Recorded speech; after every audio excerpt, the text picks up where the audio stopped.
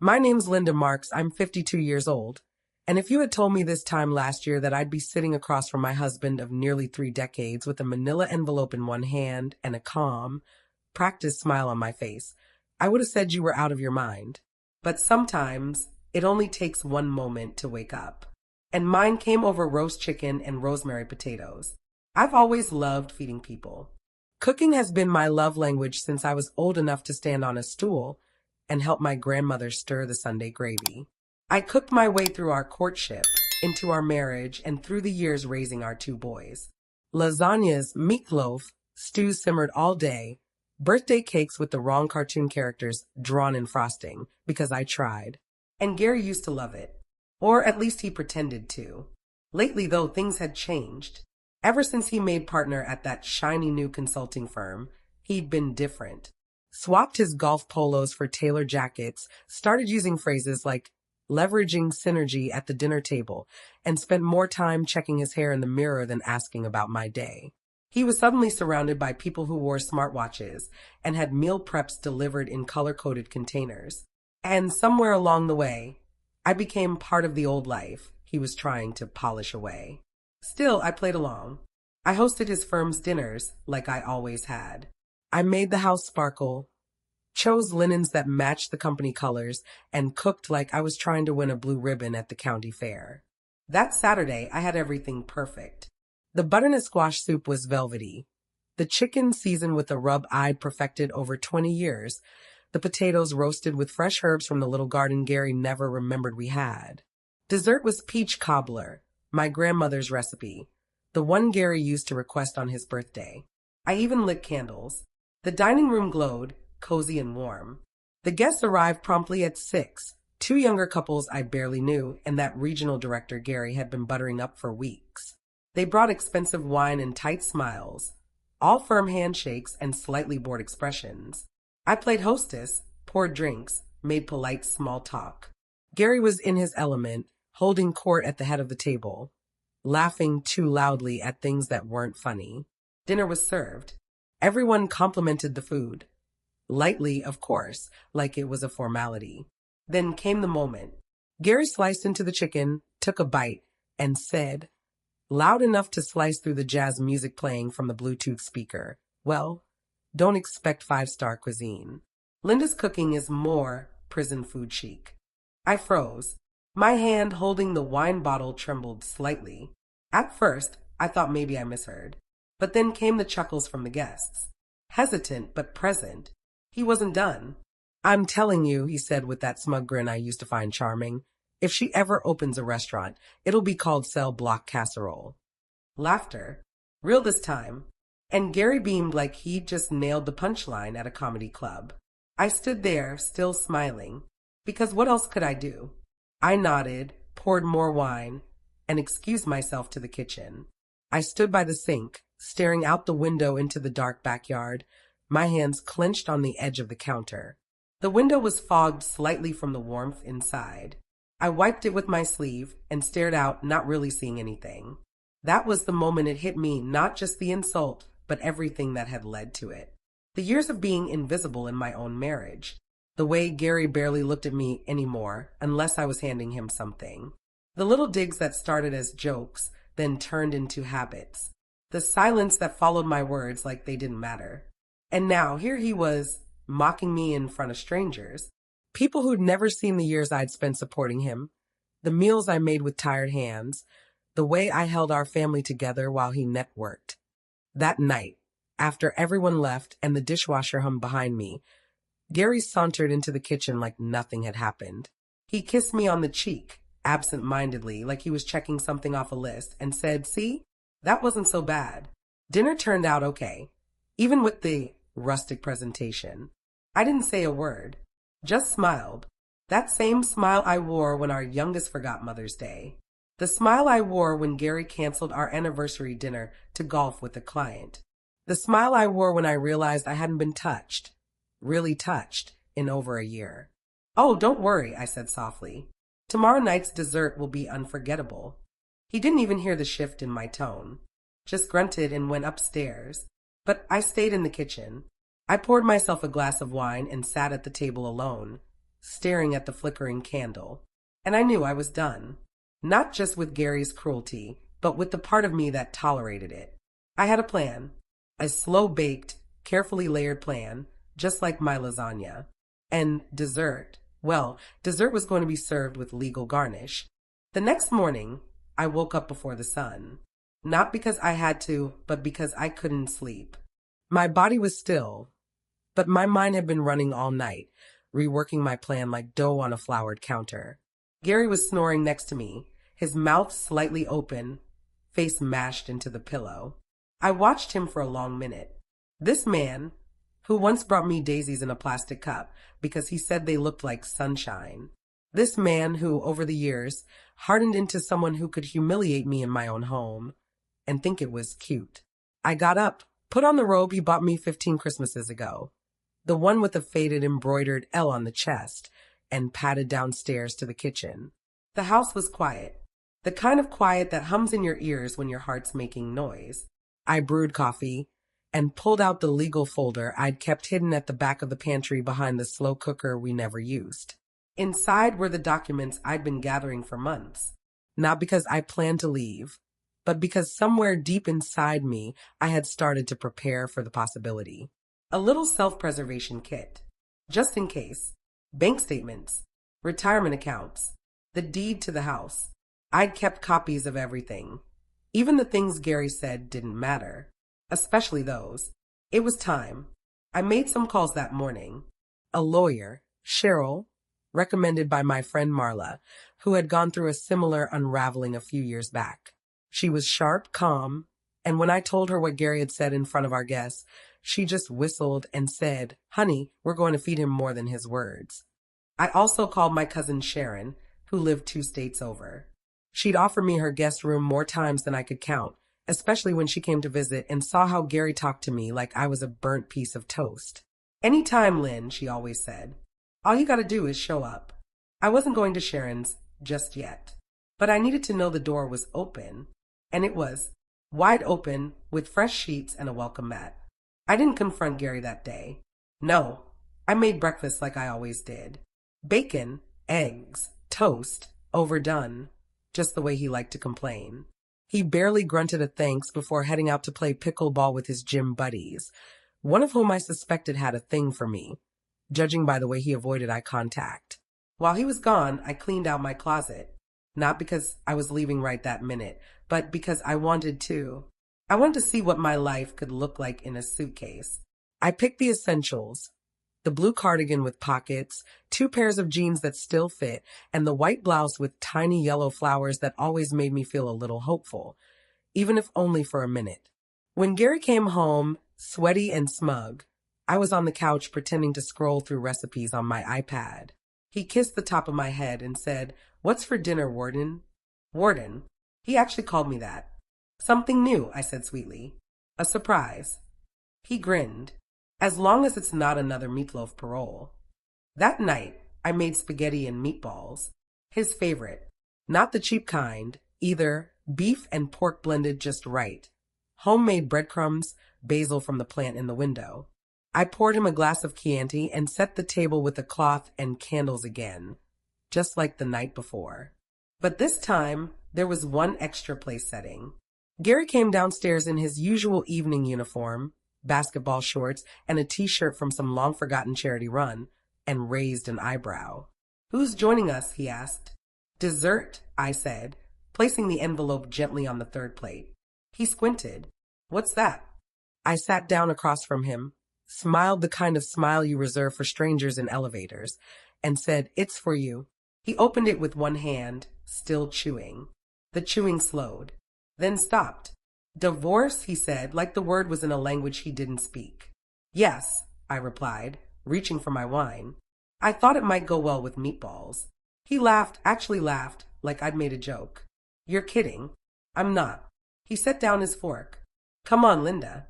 "Because of a stupid joke." "No," I said softly. "Because of 1,000 stupid jokes. Because of the way you look at me like I'm wallpaper. Because of the way you treat me like I'm the staff in your little sitcom.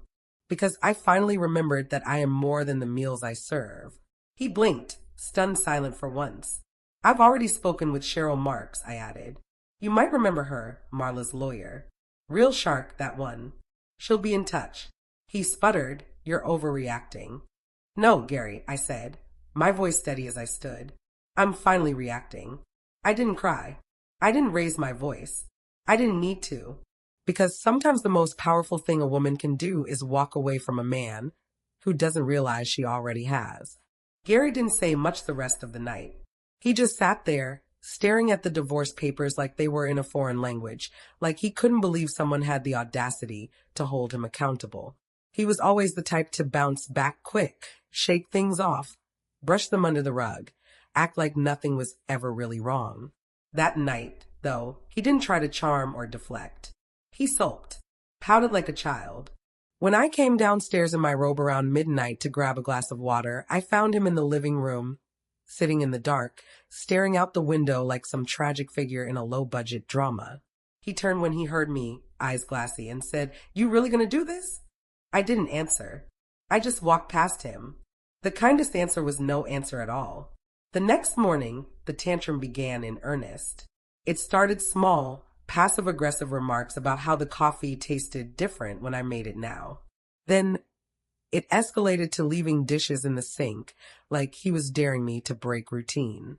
When I didn't bite, he started slamming doors, sighing loudly, asking if I planned to run off and live some eat, pray, love fantasy. If I do, it's because I'm tired of serving eat, complain, leave, I muttered. He didn't get it. By the end of that week, he tried every move in his playbook. Guilt. You're really going to throw away everything we built? Nostalgia. Remember our honeymoon in Myrtle Beach? And even faux concern. Are you sure you're okay? You seem a little off lately.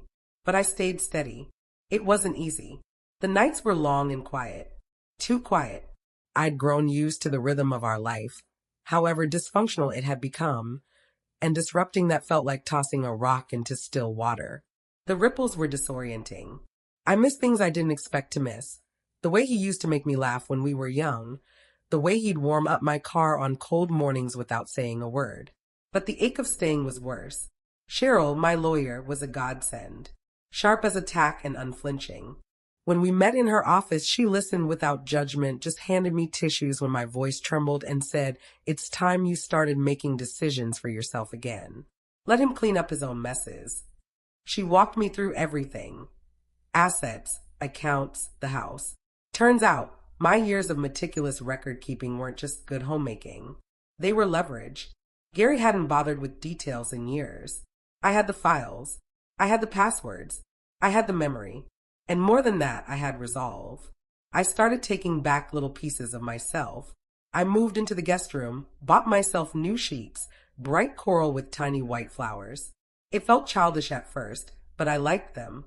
I canceled Gary's protein powder subscription and replaced it with fresh tulips from the farmer's market. I stopped cooking. He lasted 2 days before resorting to frozen pizza. I didn't say a word. I also started going to a women's group at the community center, Wednesday nights at 7. The first time I walked in, I almost turned around. A circle of folding chairs in a room that smelled like old coffee and anxiety. But then a woman named Patrice patted the seat beside her and said, "New here? Sit down. Tell us what woke you up." I told them about the dinner party, the prison food line, the man I had loved who now treated me like a leftover in Tupperware. They didn't gasp. They nodded, because every woman in that room had a version of that story. And slowly, my shame began to shrink. Back at home, Gary was unraveling. His texts turned into long emails. "Maybe we should go to counseling. I'm willing to work on this. I never meant to hurt you." I ignored most of them. But one night he left a note on my pillow. Yes, a literal handwritten note like we were in high school. It said, "I don't know who I am without you. Please don't do this." I stared at it for a long time before folding it in half and placing it in the drawer with my socks. Because here's the thing, I knew exactly who I was without him. And it was time he learned who he was without me. You don't spend nearly 30 years married to someone without learning all their rhythms, their tells, the way they huff when they're about to lie, the way their left eyelid twitches when they're trying to control their anger. I knew Gary like the back of my hand, only now I was finally using that knowledge for something other than keeping the peace. He thought if he ignored the paperwork long enough, it would go away. But Cheryl was relentless. She knew every delay tactic in the book and had a counter move ready before he could finish blinking. He's going to stall, she told me. Men like him don't like being told they're not the hero of the story. She was right. Gary dragged his feet, insisted on mediation instead of court, claimed he wanted what was fair, all while trying to sneak in clauses that would have left me with next to nothing. But I wasn't the woman he married anymore. That woman would have apologized for asking. This one came with folders, tabs, and a calculator. I think the house should go to me, he said during one of our sessions, smoothing his tie like he was prepping for a boardroom pitch. I mean, I do more of the maintenance. I almost laughed. Gary, the last thing you fixed was a screen door in 2007, and I had to redo it 2 days later because you used wood glue instead of nails. Even the mediator chuckled. When the financial statements came out, his face turned red. I had tracked every expense for years, not out of suspicion, but because that's what you do when you're the one making sure the fridge is stocked and the bills are paid. Turned out, Gary had been dipping into our joint savings for years to fund little luxuries for himself. New golf clubs, weekend hotel stays under vague business names, online purchases from stores I'd never heard of. Self-care, he called it. I called it theft. Cheryl called it grounds for leverage. Still, it wasn't just about the money. It never was. It was about the years. Years I'd spent playing his background music while he performed. Birthdays I planned, holidays I made magical, and all the little invisible acts of love that no one clapped for. I had been the scaffolding. And now that I was gone, he was realizing just how shaky the structure had been without me. The boys, our sons, were quiet through it all. Too quiet. Brian, the younger one, called to check in once. Hey, Mom, is everything okay? He asked, voice full of uncertainty. We're getting divorced, I said plainly. And I'm okay.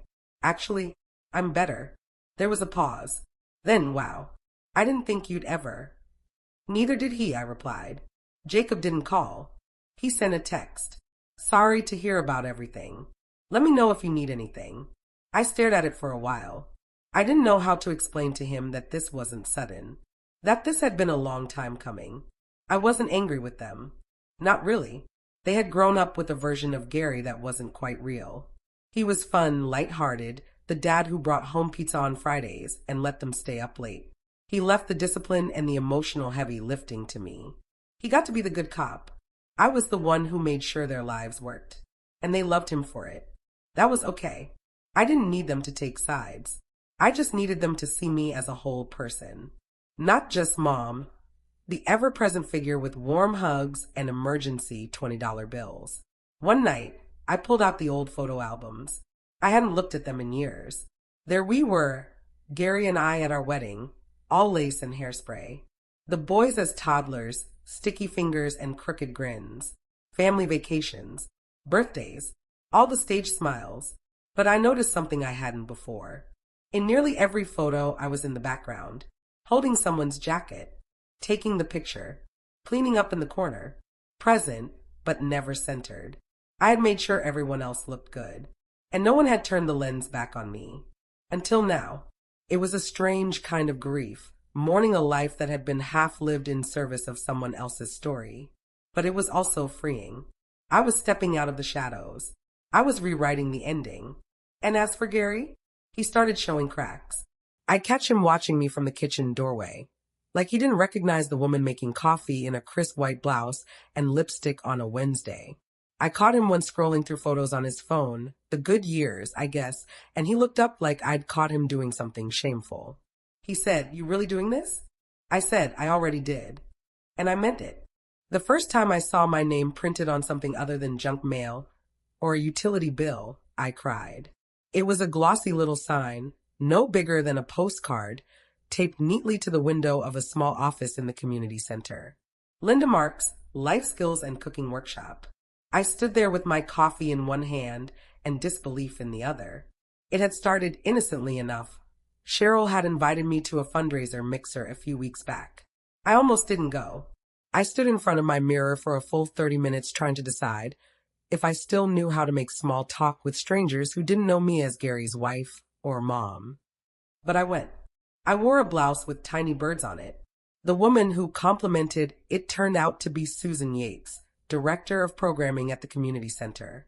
By the end of the night, we were laughing over tiny crab cakes and exchanging numbers. 2 weeks later, she called. "Would you ever consider teaching a beginner cooking class?" she asked. "We have a lot of single parents, college kids, and folks trying to get back on their feet. They need practical stuff. How to make meals on a budget. Nothing fancy, just what you know." What I know. It hit me like a truck. For decades, my cooking had been the butt of Gary's jokes. Dismissed as basic, unimpressive, lowbrow. But now someone wanted it. Not just for the taste, but for the wisdom. I said yes before I could talk myself out of it. I'd never taught a class before, but I'd raised 2 boys through chicken noodle soup and grocery store meat sales. I knew how to stretch a pound of ground beef 5 different ways. I knew what it meant to feed someone, not just fill their belly. The first class was rough. I dropped a ladle. Someone's sauce burned. A college student asked if boiling water always needed salt, and I blinked at her like she was an alien. But something happened. They laughed. They listened. They asked questions. They thanked me. And for the first time in years, I didn't feel like a ghost in my own life. Back home, Gary was spiraling in the quiet. He'd stopped trying to win me back and started playing the blame game. The house became a Cold War zone. Passive-aggressive notes left on the fridge. "Linda, we're out of milk." Again, tension thick enough to cut with a butter knife. I moved the rest of my things into the guest room and stopped doing his laundry. He complained. I smiled. He mumbled something about how I was changing. "Yes," I said. "I am. You should try it." I started sleeping better, eating better, living better. I reconnected with old friends, women I hadn't talked to in years because Gary didn't click with their husbands. I went to art shows. I took long walks with no destination. The house felt different now. It wasn't haunted anymore. It was mine again. Until one afternoon when I found him in the kitchen, holding the divorce papers in one hand and a photo in the other. Our wedding day. Me in that itchy white gown, him with too much hair and not enough clue. "I thought we were happy," he said, voice low. "We were," I said. "For a while." "What changed?" "I did," I answered. And that was the truth. There's something dangerous about a woman who's been ignored too long. We start to see through everything. We start to remember that our lives belong to us, not just the people who benefit from them. I signed the final documents on a Thursday morning. Cheryl and I sat in her office drinking lukewarm coffee from paper cups. When I signed the last page, I didn't cry. I didn't even blink. I just exhaled. "You okay?" she asked. "I'm free," I said. And I meant it. That night, I made dinner just for me. Creamy tomato soup and grilled cheese with caramelized onions. I ate it barefoot, standing in my kitchen with music playing and no one criticizing the toast. I poured myself a glass of wine and toasted to no longer being someone else's convenience. I was Linda Marks, and I was just getting started. After the papers were signed, I thought I'd feel nothing but relief. And I did, mostly. But grief has a strange way of wrapping itself around relief. Like ivy clinging to a house you just finished painting. Some mornings, I still woke up expecting to hear Gary's alarm blaring at 6:15. I'd roll over and reach for the other side of the bed, only to find it cool and undisturbed. But I didn't miss him. Not really. What I missed was the idea of what we were supposed to be. The version of us that existed only in Christmas cards and Facebook posts. The version that cooked together on Sundays, danced in the kitchen, grew old side by side. That version hadn't existed for years. I'd just been too tired or too scared to admit it. Once the divorce was final, Gary moved into a condo across town. Modern, sparse, no soul. The kind of place a man picks when he's clinging to youth and pretending he still belongs at rooftop bars with people half his age. The boys didn't say much. Jacob came by with a bottle of wine and an awkward hug.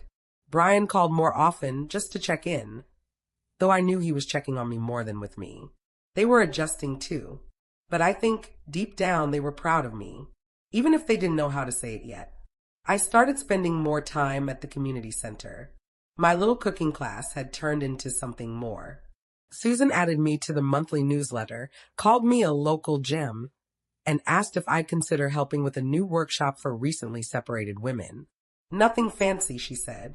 Just a space where they can talk, cook, remember what it feels like to be seen. And I said yes, because I knew exactly how that felt to be invisible for so long. You forgot what your own voice sounded like. That first group was rough. For women, all in different stages of heartbreak. One had found a text on her husband's phone from someone saved as Phil Contractor, asking if he missed her perfume. Another had just filed and couldn't stop crying. Another hadn't filed yet, but you could see it in her eyes. She would soon. We cooked together. We chopped onions and cried together.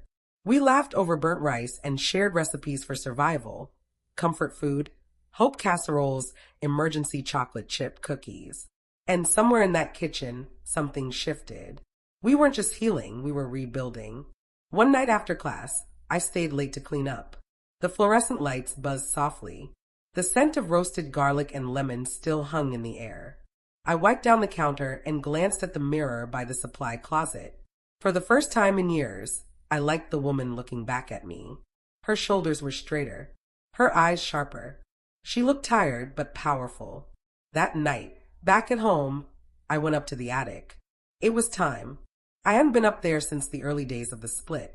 There were still boxes labeled Christmas and camping and boys' stuff. I pushed past them until I found the one marked old keepsakes. Inside, photos, letters, journals, a dried corsage from prom, a baby sock so tiny it hurt to hold. And at the bottom, wrapped in an old tea towel, was the silver charm bracelet my mother gave me when I turned 16. I had forgotten all about it. Each charm told a story. A tiny book for my love of reading, a little frying pan for my first job in a diner, a heart for my high school sweetheart. I ran my fingers over them slowly, remembering who I was before I became someone's wife, someone's mother, someone's afterthought. That bracelet went on my wrist the next morning. A few weeks later, Susan called again. "You busy this Friday?" she asked. "Not really," I said. "There's a speaker event, divorce recovery panel. They want a local voice, someone who's been through it." I almost laughed. "You want me to speak?" "Linda," she said, "you already do." I agreed.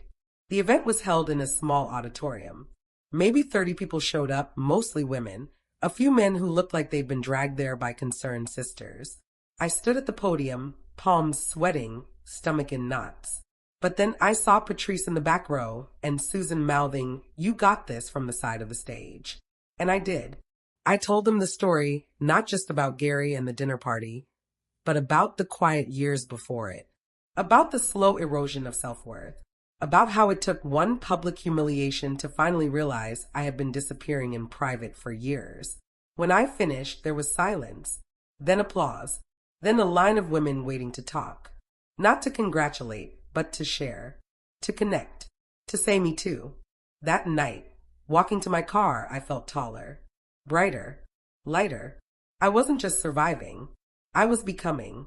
I always thought reinvention would feel dramatic, some grand reveal, like those makeovers on TV where they spin the chair around and everyone gasps.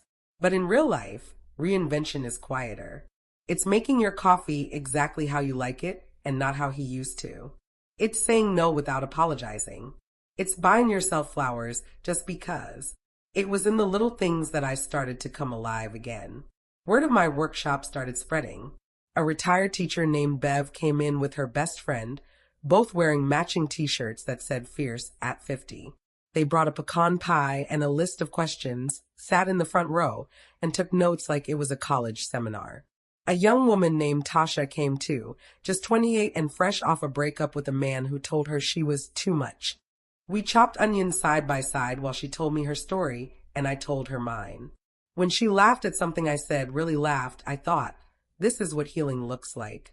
But with growth comes friction, and not everyone was happy about my glow up. One morning, while I was at the farmer's market picking up carrots and local honey, I ran into Valerie Sanders. She used to be part of our old couples circle, the kind who always posted vacation photos from Aruba and never asked how anyone else was doing. She gave me a once-over, and tilted her head like she was inspecting a sweater with a loose thread. "Linda," she said, "I almost didn't recognize you. You look different." I smiled. Happy people tend to. She blinked. "Oh, I heard you and Gary finally split. What a shame. He always spoke so highly of you." "Not at the last dinner party," I said and walked away. Later that week, I got a text from Gary. "Can we talk? Just coffee. No drama." I stared at it for a while. Then, against my better judgment, I said yes. We met at the cafe near the library. Neutral ground. I wore my coral blouse and that silver charm bracelet. He showed up in a blazer like he was trying to impress a date. I almost laughed. "Linda," he said, standing to hug me. I offered a polite nod instead. He looked thinner, maybe tired, or maybe just seeing me with new eyes. He got to the point quickly. "People are talking," he said, "about the workshop, about the divorce, about you." And I sipped my tea. "It's just, you're not telling the whole story." My eyebrows raised. "Which part did I miss? The part where you insulted my cooking in front of strangers, or the part where you watched me vanish for years and never noticed?" He had the nerve to look wounded. "I was hurting too, you know." "No," I said. "You were comfortable. And comfort makes people lazy. I was hurting." He sat back, silent. Then, "Do you ever think about us? About what we had?" I nodded. "All the time. And I'm finally able to admit it wasn't enough." He didn't try to argue. Just looked down at his hands. Maybe for the first time, he understood. When we stood to leave, he said, "You really are different." I smiled. "Thank you." That afternoon, I came home and started rearranging the living room. I moved the old armchair to the window, added a new throw pillow, sunflower yellow. For me, I tossed out the dusty stack of golf magazines Gary had left behind and filled the basket with cookbooks, gardening guides, and a notebook I'd started writing in again. I was building a life that felt like mine. Not a reaction, not a survival plan. A life I chose. It was quiet, peaceful, sacred, and I wasn't just living in it. I was thriving. Spring came early that year. It started with the daffodils, little bursts of yellow that pushed their way through the brittle soil outside my kitchen window.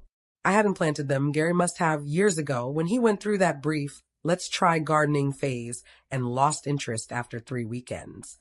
But now they were mine. They bloomed for me. I started spending mornings out there, in an old pair of gloves and a wide-brimmed straw hat I found tucked in the back of the coat closet. I dug up weeds with my hands, replanted basil and thyme, cleared a space near the fence for tomatoes. The earth felt good, cool, steady, forgiving. Unlike people, it gave back what you put into it.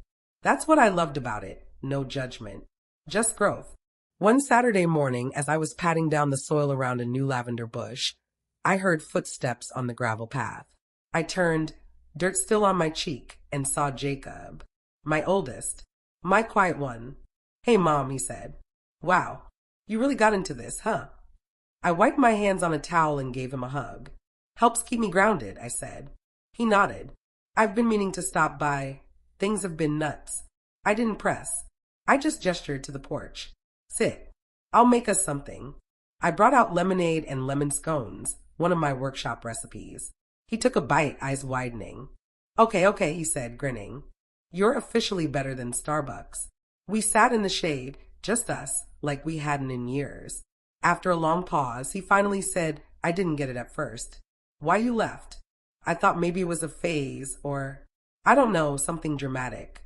But now, I see you. Really see you." I blinked fast, staring at the rim of my glass. He continued, "You're like alive again." That meant more than he could ever know. We talked for hours about his job, the girl he was dating, the way he missed Dad, but also didn't, about how complicated families are, about how he remembered my meatloaf, and the way I used to sing along to the radio while cleaning. He remembered more than I thought. Before he left, he kissed my cheek and said, "I'm proud of you, Mom," for walking away. That night, I sat on my bed with the bracelet on my wrist, the charm of the frying pan catching the light. I wrote in my journal, "Today, I let my son see me as a woman, not just a mother." Today, I started feeling whole. The next week, Susan asked if I'd consider co-writing a small cookbook for the community center. Just a PDF, she said, recipes and stories from the women in our group. Nothing fancy, just real, from the heart. I said yes. We called it Second Servings, a nod to both the food and the second chances. Each recipe came with a short memory, Sharon's cinnamon rolls, and her story about starting over after a bankruptcy. Patrice's jambalaya, and the night she left her cheating husband with nothing but her slow cooker and a dream. And mine, my peach cobbler, the one I made the night Gary humiliated me. Only this time, the story beside it wasn't about the shame. It was about the rise. This was the last dessert I served as a wife, I wrote. The next morning, I made a new recipe, Freedom. When the PDF went live, it got more downloads than we expected. People started sending in their own stories. Requests for a second volume rolled in. We weren't just healing anymore. We were inspiring. And every morning, I woke up to something I hadn't felt in years. Purpose. I wasn't angry anymore. I wasn't grieving. I was blooming. By early summer, life had settled into something I never expected. Peace. Not the kind of peace you fake at dinner parties or plaster over awkward silences, but real, full body, deep breath peace. I was still teaching at the community center, but now I had a waiting list. My Wednesdays were booked 2 months out. People brought their own ingredients, their own heartbreaks, their own humor. Some came just to sit and listen. It had become more than a cooking class. It was a lighthouse for the newly shipwrecked. Then came the email. The subject line read, Reunion, Class of '89. At first I laughed. High school reunions were for people who hadn't moved on, weren't they? But something made me click. The message was simple, a potluck picnic at the old community park. Casual. Bring a dish, bring yourself. For years, I would have deleted it. But not this time. That Saturday, I baked a double batch of my peach cobbler and packed it in the same dish Gary once called cheap looking. I wore jeans, a tucked-in blouse, and a pair of earrings I hadn't had the courage to wear in years. Little silver hoops that made me feel younger, but in a good way. The park was full of voices, laughter, folding chairs. Some faces I recognized instantly. Others had changed with time, softened or hardened in places. I hadn't seen some of these people since prom. Linda Marks, someone called. I turned. It was Josh Halloran, varsity baseball, English class clown, and the boy who once asked me to the spring dance in a note folded into a paper airplane. You look fantastic, he said, his eyes kind, surprised in the best way. We talked, for hours, about the past, about divorce, about how life doesn't always go the way you think it will. But sometimes the detours lead to the best views. He was single too, divorced 10 years ago, raising a teenage daughter who he said made him both proud and terrified. When I mentioned the workshop, he smiled wide. You always were the one who brought the best brownies to homeroom. I'm not surprised you're helping people with food. It felt easy, refreshing, like a conversation with someone who didn't need me to explain the woman I'd become. He saw her immediately. Later that evening, he helped carry my dish back to my car. Before I left, he asked, "Can I call you sometime? Maybe dinner? Somewhere that doesn't serve prison food." I laughed. I hadn't laughed like that with a man in years. "Maybe," I said, grinning. "But I'll pick the place." At home, I pulled the empty cobbler dish from the bag and set it on the counter. It had a tiny chip on the corner now, but I didn't mind. It had lived. It had seen things, just like me. And for the first time in a long, long time, I was excited about what came next. I wasn't trying to rebuild my old life anymore. I was building a new one, on my own terms, with laughter, with spice, with joy. I always knew closure wouldn't come with a grand apology. Gary was never the type. He wouldn't show up at my door with roses and tears, begging for forgiveness. No, he'd sulk, stew, and eventually find another woman to make him scrambled eggs and take the fall for his disappointments. But closure came anyway, quiet and decisive. It happened at the most unexpected place, the grocery store. I was standing in the produce aisle, debating peaches versus plums, when I heard my name.